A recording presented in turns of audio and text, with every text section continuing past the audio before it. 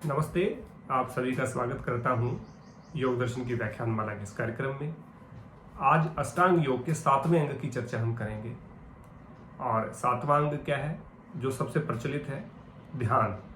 आज ध्यान के विषय में अनेकों केंद्र खुले हैं, अनेकों मेडिटेशन सेंटर खुले हुए हैं और सब कहते हैं कि हमें ध्यान बताइए, ध्यान कैसे हो सकता है, ध्यान को कैसे किया जा सकता है, ध्यान करने की सही टेक्निक क्या है, ध्यान कहाँ सीखा जा सकता है और ध्यान से क्या फायदा होता है, क्या मैं सीधा ध्यान सीख सकता हूँ, क्या और अंगों की पालन की आवश्यकता नहीं, आदि तमाम आपके प्रश्न रहते हैं इस विषय में।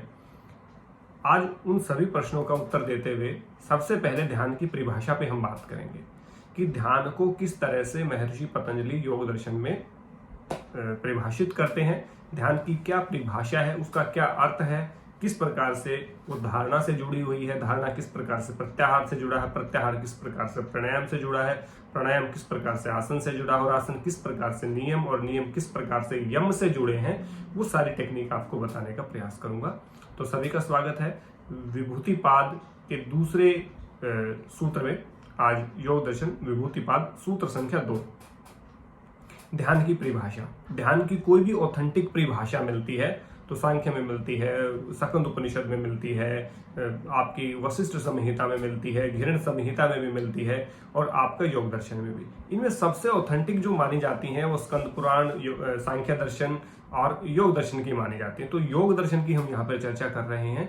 दूसरा सूत्र है तत्र प्रत्येक तानता ध्यानम। ये इसकी संस्कृत है, इसकी हिंदी हम करें तत्र। तत्र का अर्थ है जहां पर, जहां पर, कहां पर धारणा की गई थी। तो पहला सूत्र कौन सा था? धारणा का। देश बंद चेतस्य धारणा, ये पहला सूत्र था विभूतिपाद का। तो धारणा के बाद कहा तत्र, यानी कि जहां पर धारणा की गई थी, जिस स्थान पे धारणा की गई थी, जिस क्षेत्र पे धारणा की गई थी, जिस स्थान पे धारणा की गई थी, जिस बिंदु पे धारणा की गई थी, जिस जहां पर चित्त को लगाया था, बांधा था, रोका था, ठहराया था, उस स्थान पर प्रत्यय। प्रत्यय का अर्थ है ज्ञान अथवा चित्त की जो वृत्ति है, जिस वृत्ति को आपने लगाया था धारणा में, जो धारणा में जो चित्त की वृत्ति थी या जो ज्ञान आपका बना था, उसका एक तानता, एक रूपता बनी रहे।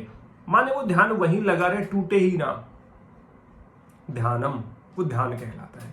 बड़ी सिंपल परिभाषा है, इसको मैं पूरा हिंदी में बताता हूं। जिस स्थान पर धारणा की गई थी, उस स्थान पर उस धारणा का की एक रूपता बने रहना, वो धारणा लगातार बने रहना, किसी प्रकार का बिखराव, किसी प्रकार का टूटाव उसमें ना आए, किसी प्रकार का व्यवधान उसमें ना आए, किसी प्रकार का अवरोध उसमें ना हो।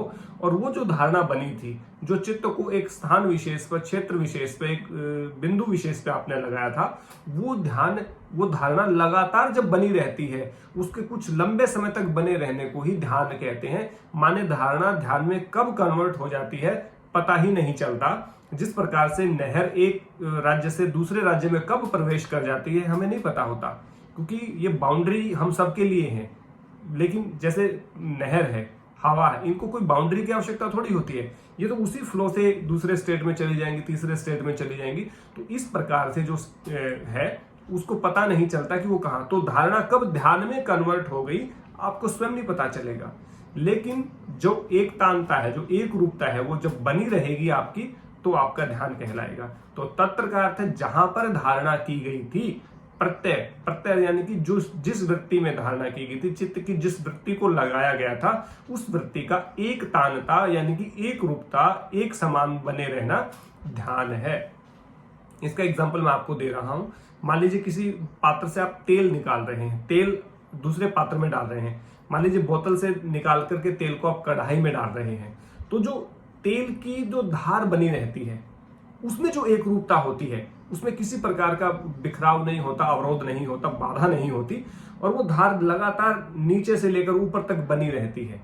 ऐसे किसी पात्र में घी आप निकालते हैं तो वो जो एक तानता बनी रहती है, एक रूपता, यानी कि उसमें नीचे तेल गिर रहा है, घी गिर रहा है, और ऊपर से जिस पात्र में आ रहा है उसमें कहीं भी बिखराव नहीं होता, और वो जो एक तानता बनी रहती है, एक रूपता बनी रहती है, वो ध्यान कहलाता है। मान लीजिए लंबे समय तक वो एक तानता आपकी बनी हुई है, एक रूपता आपकी बनी हुई है, धारणा के बाद वो ध्यान कहलाती है।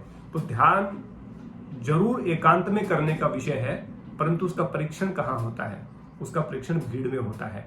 जैसे ही ध्यान का अभ्यास मैंने किया, हिमालय पे किया, घर पे किया, आश्रम में किया, कहीं पर भी जाकर के मैं ध्यान का अभ्यास कर रहा हूँ, और यदि मैं बाजार में जा रहा हूँ, भीड़ में जा रहा हूँ, और कोई व्यक्ति अनएक्सपेक्टेड बिहेवियर मेरे साथ कर रहा है, या कोई व्यक्ति अनएक्सपेक्टेड व्यवहार, जैसे बिहेवियर जो व्यवहार ही होता है वो मेरे साथ कर रहा है, तो मेरा क्या रिएक्शन होगा? किस प्रकार से मैं उसको रिएक्ट करूंगा?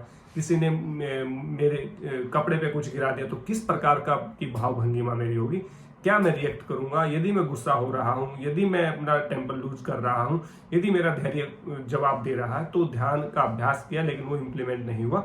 इम्प्लीमेंटेशन के लिए भीड़ में ही जाना पड़ेगा। लोगों के बिहेवियर के साथ आप कैसा बिहेव करते हैं वो ध्यान का प्रतिफल ध्यान कहलाता कि आप ध्यान आपका सच में है कि नहीं।